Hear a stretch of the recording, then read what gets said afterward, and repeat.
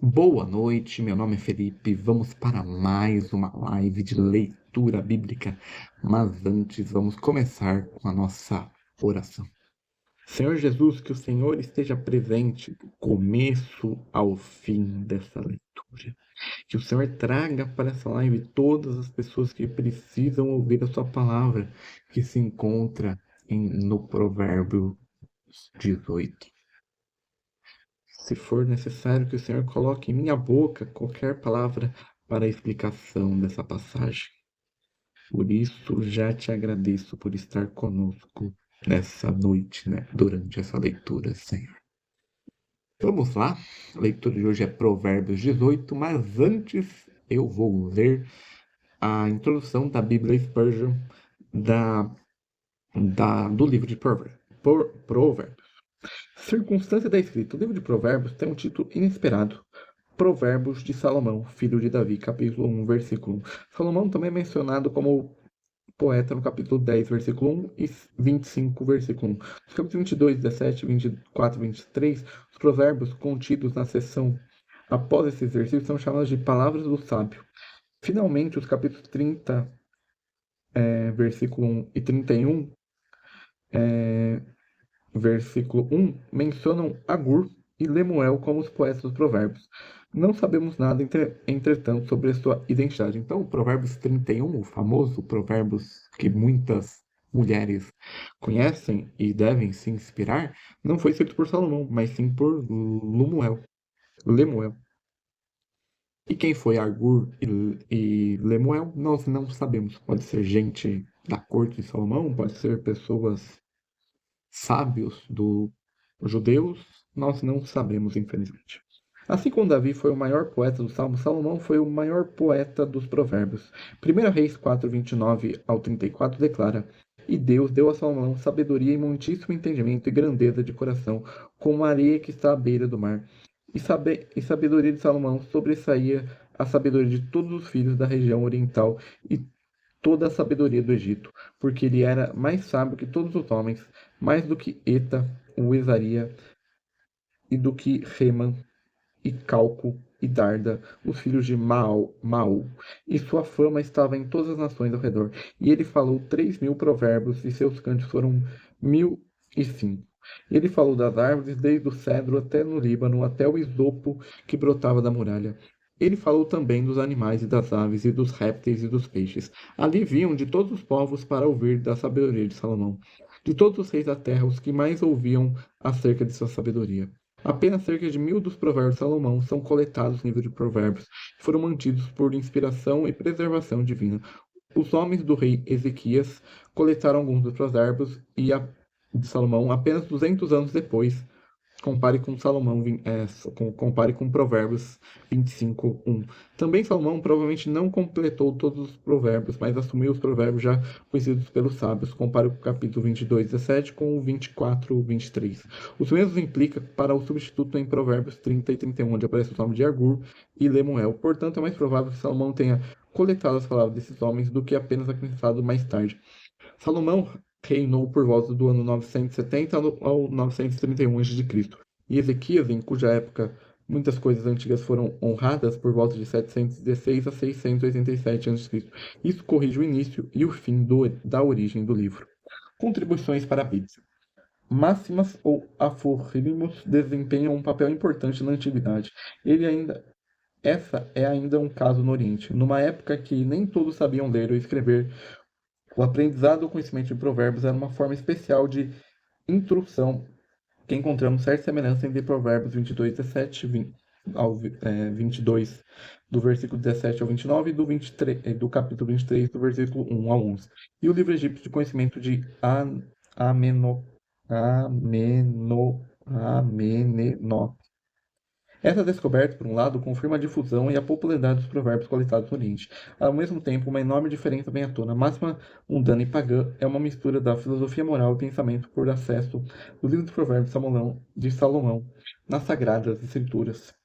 Considere o temor de Jeová como objetivo, que é o princípio da sabedoria. O livro de provérbios mostra que o homem temente a Deus neste mundo deve buscar o que ele deve evitar. O livro também ensina o homem, independente de suas bênçãos espirituais, Sobre o governo de Deus, colherá o que semeou.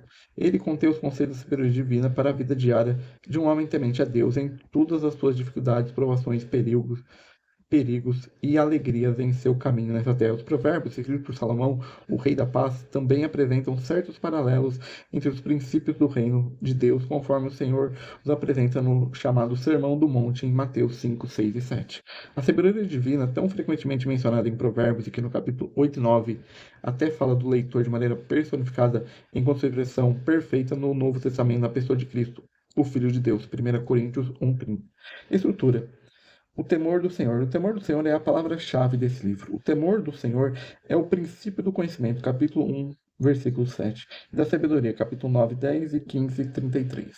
O temor do Senhor é odiar o mal, capítulo 8, capítulo 8, versículo 13 e capítulo 16, versículo 6. E é uma fonte de vida, capítulo 14, versículo 27 e capítulo 19, versículo 23. Além de comparar as seguintes referências: Provérbios 1, 29, 2, 2, 3, 7, 10, 27, 14, 2, 14, 26, 15, 16, 22, 4, 23, 17, Provérbios 24, 21 e Provérbios 31, 30. O nome de Deus. O nome de Deus aparece apenas 5 vezes em Provérbios, enquanto o nome de Jeová ou Javé aparece cerca de 85 vezes. Jeová é o nome que expressa a relação de Deus com a sua criatura, isto é, o homem, em especial seu povo, Israel. Forma poética. O livro de Provérbios também é escrito em forma poética. Compare a explicação com os Salmos. O capítulo 31, do 10 ao 33, ao 31, entretanto, é escrito na forma de acróstica, ou seja, a primeira linha de cada versículo é idêntica à sequência do alfabeto hebraico. Spurgeon em Provérbios. Você tem aqui o conselho do rei Salomão, corretamente considerado um dos mais sábios dos homens. Vale a pena ouvir o que Salomão tem a dizer. Deve ser bom para os jovens mais inteligentes ouvir. E ouvir com atenção o que um homem tão experiente como Salomão tem a dizer aos jovens. Mas devo lembrar você que um maior que Salomão está aqui, pois o Espírito de Deus inspirou os provérbios. Não são apenas joias das minas terrestres, mas também tesouros preciosos das colinas celestiais, de modo que o conselho que temos aqui não é apenas o conselho de um homem sábio, mas o conselho daquela sabedoria encarnada que nos fala a partir da palavra de Deus. Aí a gente tem uma frase de Spurgeon que diz: nunca faça um Cristo de sua fé, nem pense como se fosse a fonte independente da sua salvação. Nossa vida é encontrada em olhar para Jesus, não olhar para a nossa própria fé. Pela fé, todas as coisas se tornarão possíveis para nós. Contudo, o poder não está na fé, mas no Deus em que a fé se confia. Nenhum homem de Deus precisa se surpreender com a calúnia, mas como se algo estranho lhe tivesse acontecido, pois os melhores servos de Deus foram sujeitos a essa provação.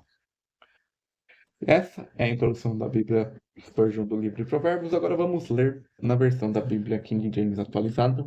Você pode ler na versão que você tem aí na sua casa. Sabedoria para ouvir e ao falar. O solitário busca interesse e rebela-se contra a verdadeira sabedoria. O insensato não tem prazer no entendimento, mas sim em fazer valer seu modo de vida. Vindo a impiedade, vem também o desprezo e com a desonra a vergonha. Águas profundas são palavras articuladas pelos seres humanos, mas a fonte de sabedoria é como um ribeiro transbordante. Não é direito